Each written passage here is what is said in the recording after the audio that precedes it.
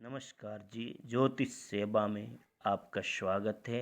आज हम बात करते हैं 20 योग के बारे में। ज्योतिष शास्त्र में अनेक योग का वर्णन मिलता है। ये योग दो से अधिक ग्रहों के आपस में संबंध से बनते हैं। यदि शुभ ग्रहों की युति हो तो शुभ योग का निर्माण होता है। ऐसी स्थिति में व्यक्ति का जीवन सुखों से भर जाता है।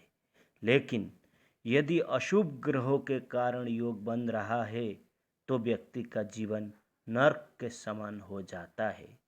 ऐसा ही एक अशुभ योग है विष योग। जन्म कुंडली में विष योग का निर्माण शनि और चंद्रमा की युति से होता है। यह योग जातक के लिए बेहद कष्टकारी माना जाता है।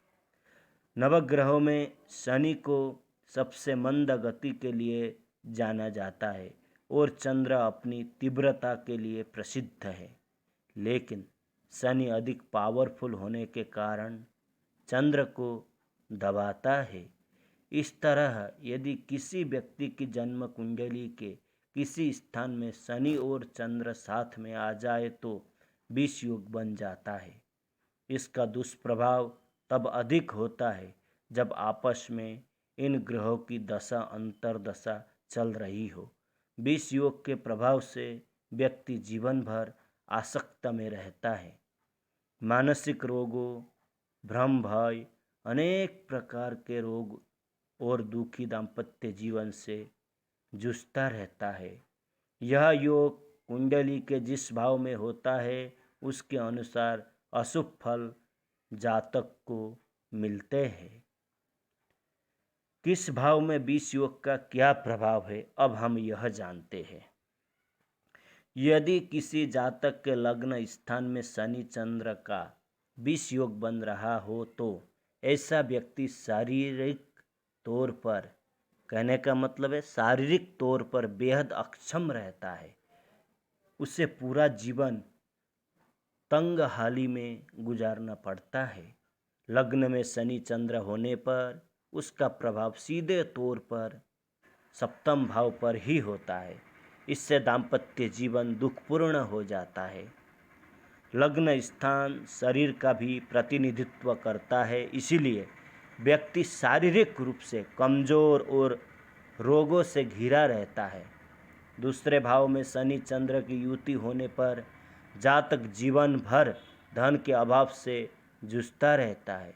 तीसरे भाव में बना विष योग व्यक्ति का पराक्रम कमजोर कर देता है और वह अपने भाई बहनों से कष्ट पाता है, अपने लोगों से कष्ट पाता है। चौथे भाव सुख स्थान में शनि चंद्र युति होने पर सुखों में कमी आती है और मातृ सुख नहीं मिल पाता है। पांचवें भाव में यह दुर्योग होने पर संतान सुख नहीं मिलता है, संतान के प्रति कष्ट, चिंता होता है, व्यक्ति की विवेकशीलता समाप्त होती है। छठे भाव में विष योग होने पर तो व्यक्ति के अनेक शत्रु होते हैं और जीवन भर कर्ज में डूबा रहता है। सातवें स्थान में होने पर पति पत्नी में तलाक होने की नौबत तक आ जाती है। लड़ाई झगड़ा होना, मनमुटाव होना, आपस में उतार चढ़ाव होना, इस प्रकार का योग बनता है। आठवें भाव में बना विष योग व्यक्ति को मृत्यु तुल्य कष्ट देता है। दुर्घटनाएं बहुत होती है, बीमार होता रहता है, ज़्यादा से ज़्यादा शारीरिक कष्ट होता है। नौवें भाव में विष योग व्यक्ति को भाग्यहीन बनता है, भाग्यहीन बना देता है और साथ में ऐसा व्यक्ति नास्तिक हो जाता है। धर्म कर्म में मन नहीं लगता है ऐसे लोगों को। 10वें स्थान में शनि चंद्र की युति होने पर व्यक्ति के पद प्रतिष्ठा में कमी आती है। कोई अच्छा उच्च नौकरी है तो उससे नीचे गिर जाना, प्रमोशन नहीं हो पाना, पिता के साथ विवाद हो जाना, कार्य क्षेत्र में भी लड़ाई झगड़ा हो जाना, जहाँ काम करते हैं वहाँ भी राजनीति हो जाना।